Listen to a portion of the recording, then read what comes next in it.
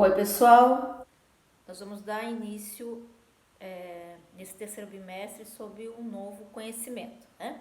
Sobre o estudo das histórias em quadrinhos. Primeiro vamos tentar entender um pouquinho o que é essa história em quadrinhos, né?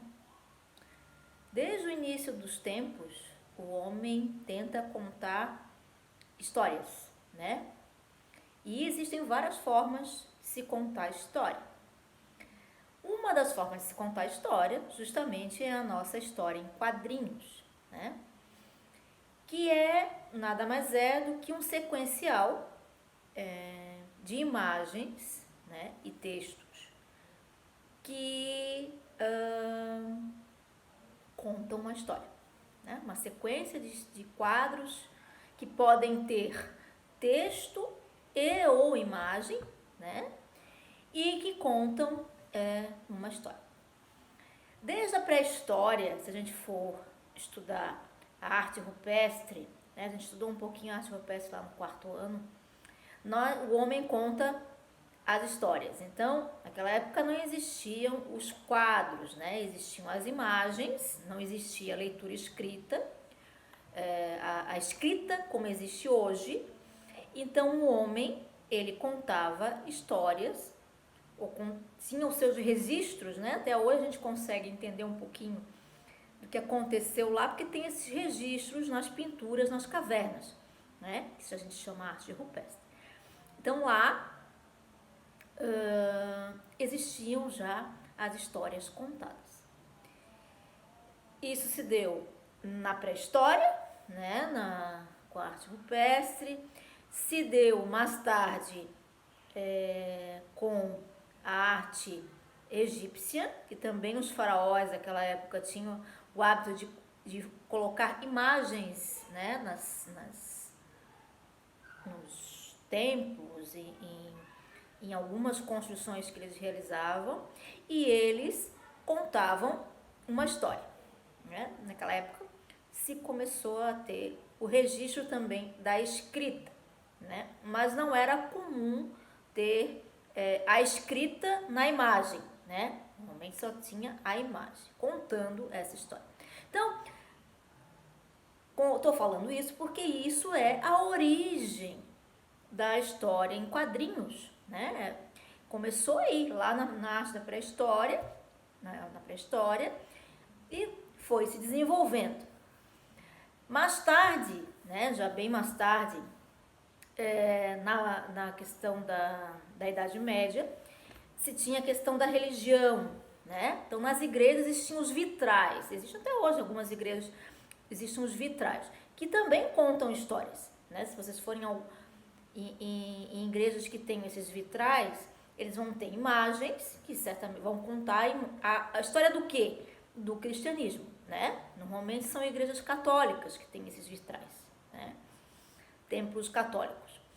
E então também se fazia a contação de uma história. Após isso, nós vamos ter desenvolvimento e vamos ter também lá na idade, próximo agora na idade contemporânea, né? O desenvolvimento da história em quadrinhos. A história em quadrinhos como a gente conhece hoje, quadro a quadro, né? Os quadrinhos e aí a história com um balão, né? Que o normal, um dos elementos, a gente vai ver os recursos que se pode usar para fazer a história em quadrinhos. Então, um dos recursos são os balões. Os balões que se coloca para poder formar o quê? A mensagem, né? O diálogo. Para a gente poder entender o que os personagens estão, o que está se passando na história efetivamente, o que está acontecendo. Então, eles se estruturou, né? Realizou a questão dos balões para ter os diálogos. A gente vai ver isso no passo a passo aí ao longo das nossas aulas, tá? E as onomatopeias, né? São outros recursos que são os registros do som, né? Em formato escrito, né? O ruído, o som, a gente transforma numa escrita. E aí nós temos com o desenvolvimento da história em quadrinhos, essa questão dos balões. Existem, além da história em quadrinhos, Marúcia de Souza, que vocês devem conhecer, que é o mais conhecido aqui no Brasil, né? A Turma da Mônica, que foi quem inventou a Turma da Mônica, né? Vocês devem conhecer também os quadrinhos de super-heróis, que também era muito comum. E quando surgiu lá nos Estados Unidos, né? Que a história em quadrinhos começou a ter uma função de denunciar o que estava acontecendo lá nos Estados Unidos, né? Num determinado momento político do país. Então, começou a desenvolver por aí esse lado também. Que antes eram mais historinhas, questões assim mais bonitinhas, né? Personagens mais bonitinhos. Nos Estados Unidos começa a aparecer as histórias em quadrinhos com personagens heróicos, Super-Homem, Batman, né? Isso tudo que vocês conhecem. Nós no Brasil falamos em história em quadrinhos e gibi. O gibi, na verdade, era uma marca, como hoje, ó, a gente não chama a palha de aço de Bombril. Na época existia a marca, que era uma revista, o nome de uma marca, que era Gibi. E aí, por ser mais fácil, né, história em quadrinhos, gibi é mais curtinho, as pessoas começaram a usar gibi. Né? Até hoje se usa para falar a palavra gibi ao invés de história em quadrinhos, mas na verdade é a mesma coisa, é só porque era uma marca que se adotou como sendo pseudônimo, né, da história em quadrinhos, sendo sinônimo da história em quadrinhos, tá? E a história em quadrinhos, ela também tem diferenças entre o Ocidente e o Oriente, né? Nós estamos na parte ocidental do planeta Terra, existe a parte oriental. Lá no Japão existe o mangá. O mangá é também a história em quadrinhos, só que o que difere o mangá da história em quadrinhos? Nossa, que lá eles têm uma outra forma de leitura. Então, aqui no Brasil, né, aqui no Ocidente, a gente lê da esquerda para a direita. E da frente, né, o início do livro na frente e tem o fim atrás.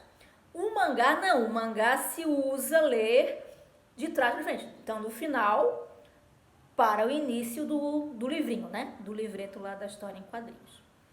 Essas são as diferenças. E as tirinhas, né, que a gente fala.